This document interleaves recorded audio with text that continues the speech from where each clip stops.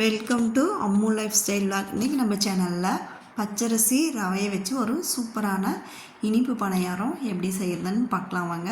செம்ம டேஸ்ட்டாக இருக்குங்க. சீக்கிரம் செஞ்சிடலாம். சட்டுன்னு ஒரு 10 நிமிஷத்தில்.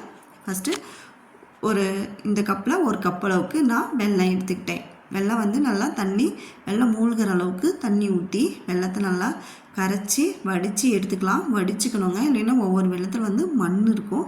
அதனால் கண்டிப்பாக நம்ம நல்லா வெல்லத்தை கரைச்சி வடித்து அதை எடுத்துக்கலாம். எடுத்துகிட்டு ஒரு மிக்சி ஜாரில் அந்த வெல்லம் ஒரு கப்பு எடுத்த அதே கப் அளவுக்கு ஒரு கப் அளவுக்கு ரவை எடுத்துக்கிட்டேன்.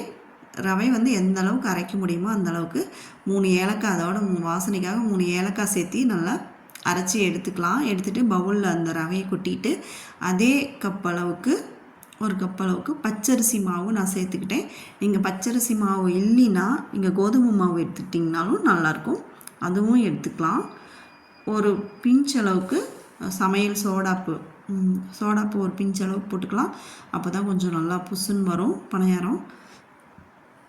ரொம்ப சேர்த்துக்கூடாதுங்க, சும்மா ஒரே ஒரு பிஞ்சு மட்டும் எடுத்துகிட்டு மாவை அந்த வெல்லம் நம்ம கரைச்சி வடித்து வச்சுருக்கிற வெல்லத்தை ஊற்றி நல்லா மாவு பதத்துக்கு இட்லி மாவு பணியாரம் ஊற்றுற மாவு அளவுக்கு நம்ம கரைச்சி எடுத்துக்கலாம். வெள்ளைப்பாகு பத்திரைனா நம்ம தண்ணி ஊற்றிக்கலாம். பால் இருந்துச்சுன்னா பாலும் ஊற்றிக்கலாம், அது ரொம்ப டேஸ்ட்டாக இருக்கும். பால் ஊற்றிக்கிட்டால் கொஞ்சம் டேஸ்ட்டு கொடுக்கும். நான் இன்றைக்கி பால் இல்லாத தண்ணி மட்டும் எடுத்துக்கிட்டேன். பணியாரக்கல் வச்சுட்டு நான் நெய் தடவிக்கிட்டேன். நெய் இருந்தாலும் நெய் தடவிக்கிட்டு நீங்கள் எந்த எண்ணெய் இருந்தாலும் எண்ணெய் தடவிக்கோங்க. நெய் இல்லைனாலும் எண்ணெய் தடவிக்கும். நெய் சேர்த்திக்கிட்டால் கொஞ்சம் நல்லா மணமாக இருக்கும். இதுக்கு அதிகமாக எண்ணெய் தேவைப்படாது, கொஞ்சம் கொஞ்சமாக எண்ணெய் இருந்தாவே போதும். குழந்தைங்க கேட்டாங்கன்னா சீக்கிரமாக ஒரு ஸ்வீட் ரெசிபி இது செஞ்சு கொடுத்துக்கலாங்க. இப்படி ஒன்று ஒன்றா ஊற்றி நல்லா கொஞ்சம் நேரம் சிம்மில் வச்சு நம்ம நல்லா வேகட்டுன்னு திருப்பி விட்டுக்கலாம்.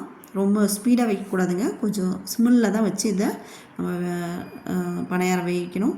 திருப்பி போட்டு எடுத்துக்கலாம். சூப்பரான ஒரு ஸ்வீட் ரெசிபி சீக்கிரம் ரெடி பண்ணிடலாங்க. என்னுடைய சேனல் பிடிச்சிருந்துச்சுன்னா லைக் பண்ணுங்கள், சப்ஸ்கிரைப் பண்ணுங்கள். நீங்களும் இதே மாதிரி ட்ரை பண்ணி பார்த்துட்டு எப்படி இதுன்னு சொல்லி எனக்கு கமெண்ட் பண்ணுங்கள். பாய்.